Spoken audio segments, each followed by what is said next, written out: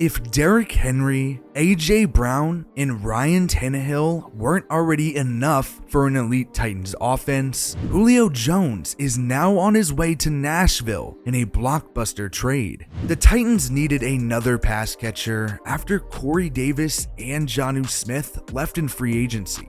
And what better of a replacement than a 5-time All-Pro? Tennessee only had to give up a 2022 second rounder and 2023 fourth rounder, while also getting a 2023 sixth rounder in the deal. Titans general manager John Robinson said that once Jones became available, he and the team's coaches began to evaluate his fit in Tennessee. Trade talks picked up Saturday, and by Sunday, the deal was already done. It's not a shock that Jones only fetched a second rounder as the highest pick in the trade. He is going to be 32 years old this season, and more importantly, he has 3 years left on a 3-year, $66 million deal, including a $15.3 million cap hit this upcoming season.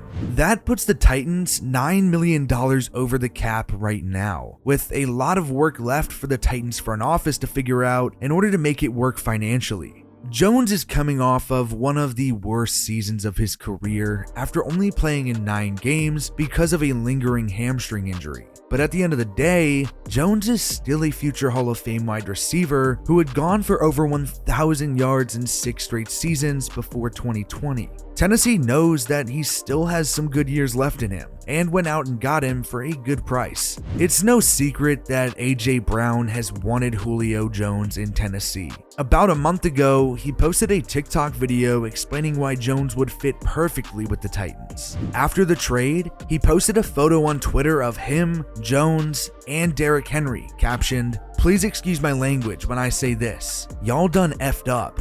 That offense is going to have an interesting time spreading around the ball. They have a running back who rushed for over 2,000 yards last year, a receiver who recorded over 1,000 receiving yards, a quarterback who threw for over 3,800 yards, and now a future Hall of Fame wide receiver who has more games with over 100 yards since coming into the league than the entire Tennessee franchise has. Ultimately, the Titans traded for Julio Jones for one big reason, while also sending a message to the rest of the NFL. They are going all in on a Super Bowl run for the next few seasons. Mike Vrabel and the front office know that the Titans have a Super Bowl window open, and if they don't take advantage of it right now and make a run, it'll close quick. If you're enjoying the video, please help us reach 100K by pressing the subscribe button and hitting the bell notification so you never miss an upload. The unfortunate reality for the Titans is that the biggest issue they had in 2020 wasn't their offense, but their defense. Their offense is going to be nuts, but it doesn't solve the root of their problems. Tennessee was the 28th best total defense last year. They did sign Bud Dupree, who should help the pass rush, and also drafted Caleb Farley, who is likely going to be depended on to be the #1 corner. But there are still a lot of questions. However, if that defense can improve, the Titans are in a good spot. On the other side, the Falcons are still in a solid place on the offensive side of the ball, with Calvin Ridley as the #1 wide receiver, as well as drafting Kyle Pitts at the 2021 NFL Draft. But there's no doubt that Atlanta is in somewhat of a retooling phase, only a few years removed from the biggest Super Bowl collapse of all time. A funny wrinkle of the situation is that the Falcons just hired Arthur Smith to be their new head coach this offseason. He comes to Atlanta to come coach Jones, and all of a sudden must trade him away to Tennessee, the team he was with since 2011 before coming to Atlanta. Smith knew he didn't have much of a choice by the end of the Jones era in Atlanta, and now the Falcons have a fresh start with their head coach and star player.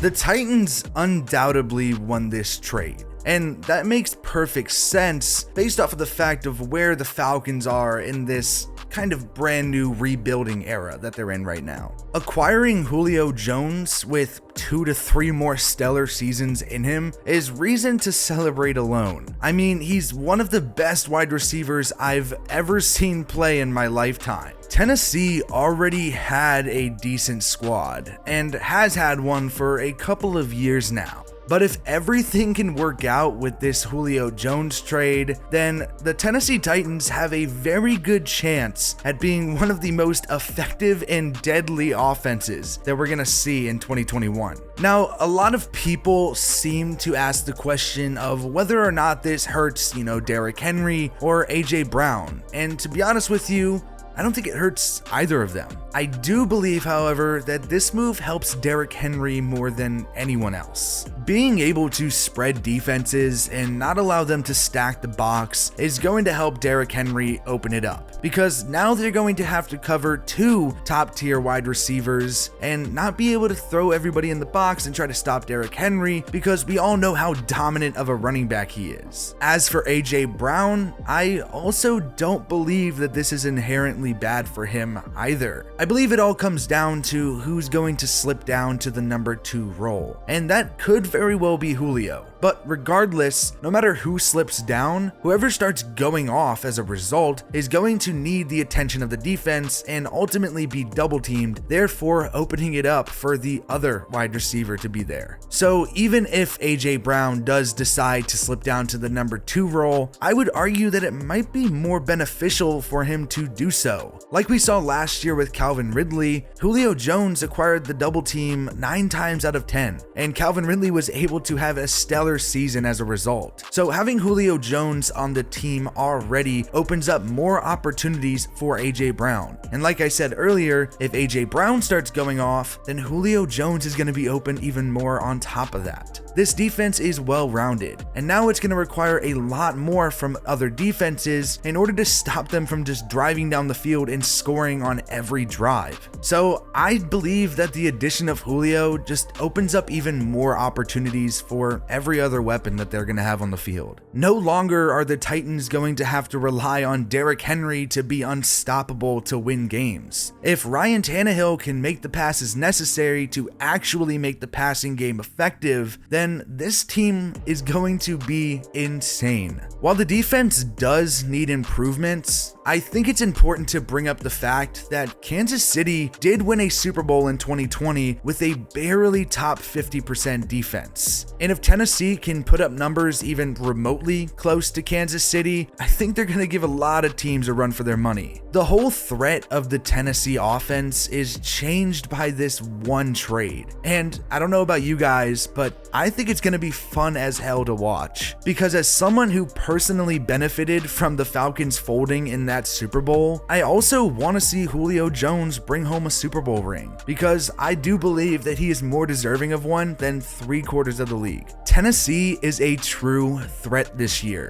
and they'll continue to be as long as they can retain pieces for the future. For the Falcons, however, I do believe that there's a long road ahead. But as for Jones moving on, I think it was the right move and absolutely necessary for this weird little rebuild mode they're in right now. If Atlanta can make the right moves and retain only what's necessary, I could see them jumping back into the discussion pretty soon. However, as of now, they have a lot to get done before they can even have a chance at being back in the conversation. Calvin Ridley is a stud, but I'd be lying if I said that some of the performances last year when Julio was out against top-tier corners didn't concern me about his ability to become a number 1 wide receiver. And while Kyle Pitts has shown the ability to be a fantastic pass catcher in college, the guy hasn't even taken the field once in the pros. He definitely could become one of the league's most elite pass catchers, but as for now, he's still a rookie. And there's a lot that I need to see from him, especially how Atlanta is going to decide to use him. But like Jackson and I have been saying for a while now, the problem usually hasn't been Atlanta's offense, but their defense. And they have a lot of groundwork to make up on that side of the ball if they even want to be remotely competitive in today's league. So if they can focus heavily on that, then they should be in a good spot for the future. But as for now, this is Tennessee's time to shine and get a chance at bringing home a Lombardi trophy with the help of Julio Jones. The Titans were 1 win away from making the Super Bowl 2 seasons ago, but Tennessee has only improved since, and trading for Julio Jones puts them even closer to its goal of a Super Bowl appearance. From Derrick Henry to AJ Brown to Ryan Tannehill and now to Julio Jones, that offense is as stacked as it gets. There's no doubt that there is talent all over the field for the Titans, but will the defense be good enough to get them there? Thanks for watching. Again, please help us reach 100K by pressing the subscribe button and hitting the bell notification so you never miss an upload. Once we hit the milestone, we're going to be doing a jersey giveaway. So all you need to do to be entered is follow us on our new Instagram and tag us on your story with a picture of you subscribed with the bell notification on, and then you'll be entered for an NFL jersey of your choice.